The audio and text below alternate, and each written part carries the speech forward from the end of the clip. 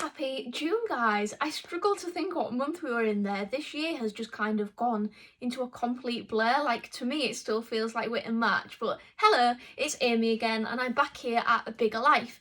I did my first video for A Bigger Life last month, and it was really just giving you a little bit about my story, who I am, where I've come from, and basically what you guys can expect from me. So I'll just do a little recap. I'm Amy, I'm 29, and I'm from Yorkshire in the UK. I was diagnosed with Crohn's disease at age 7, and I had to have a permanent ileostomy bag when I was age 19. That was nearly 10 years ago now. Absolutely crazy how much time has flown. But this video, my second video, I wanted to basically just summarise, give you guys a little bit of an insight into how I feel having a stoma has impacted me and how it impacts my daily life now that I'm quite far on in my recovery, as I've just said, nearly 10 years. So I would say the recovery for me from stoma surgery, my stoma surgery was actually planned. I kind of knew that the idea of me needing a stoma was kind of in the pipework, no pun intended, for probably about a year before. The last treatment I was on before I had my stoma surgery was azathioprine combined with infliximab via an infusion, which I had varying anywhere between 6 to 8 weeks in hospital. Now, for one reason and another that I'll explain to you guys another time, it's quite a complex story. My Crohn's got really, really severe. I actually got re-diagnosed with Crohn's, but Crohn's colitis, which is Crohn's of the large intestine, compared to where it typically is in the small intestine with a lot of people, when I moved up to the adult clinic when I was age 17. So then we kind of had a look inside. I had a colonoscopy, and my gastroenterologist at the time said that my intestine was shot to pieces. Those were his actual words.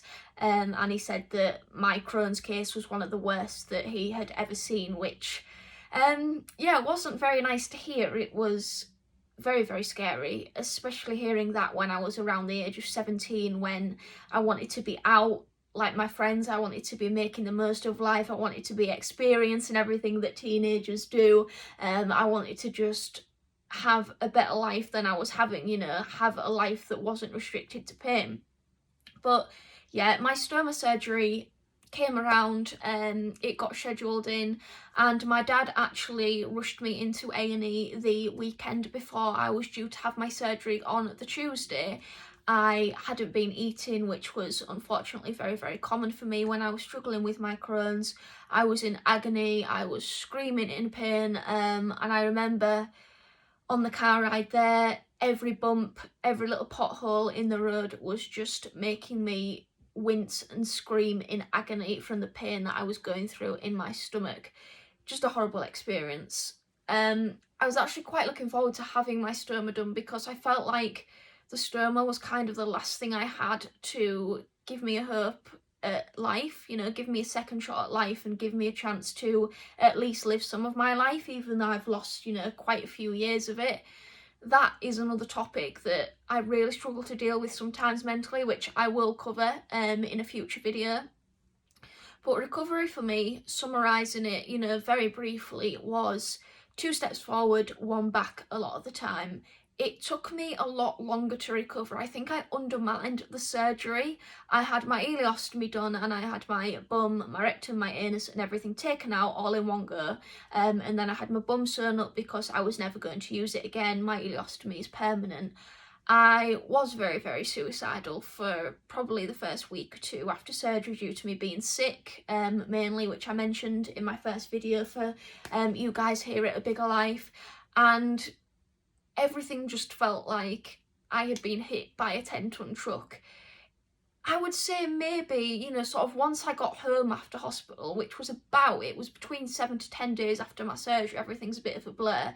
That's when my real recovery started, when I was back at home in my own environment, being able to, you know, to kind of have my comforts, my home comforts, have my bed, be surrounded by my family. My family had been absolutely amazing throughout the whole thing, and they still are to this day. I think the biggest thing I learned from recovery, especially early days, is listen to your body. if something feels off or you're tired, like, don't underestimate what you have been through. You've been through major surgery, which is trauma to your body, and you're gonna need time, as much as that sucks, to heal from that. Healing is a process. It's not linear, it's not straight, you know, you'll go up, you'll go down. And I think it's just important to look after yourself, you know. I know that you've been through a lot, but look after yourself and remember that you are worth getting better, you're worth of recovery. Listen to your body, definitely listen to your body. Don't be afraid to ask for help from people where you need it. It doesn't make you a failure. You know, how would you feel if a friend had had the surgery that you have? You know, I would like to think that you'd be a good friend and you'd want to help them. You know, nothing would be an issue because you care so much, they're your friend.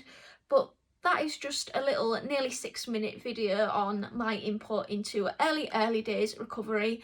Next time I will speak to you guys on sort of the strategies that I used in recovery and when I moved from sort of early days recovery to maybe 3 to 4 months after, how things changed and how I started getting my life back. So I hope you guys have an amazing month or enjoy the rest of this month, and I'll be back next month in July with my next video. Stay safe guys, take care, and I will speak to you all soon.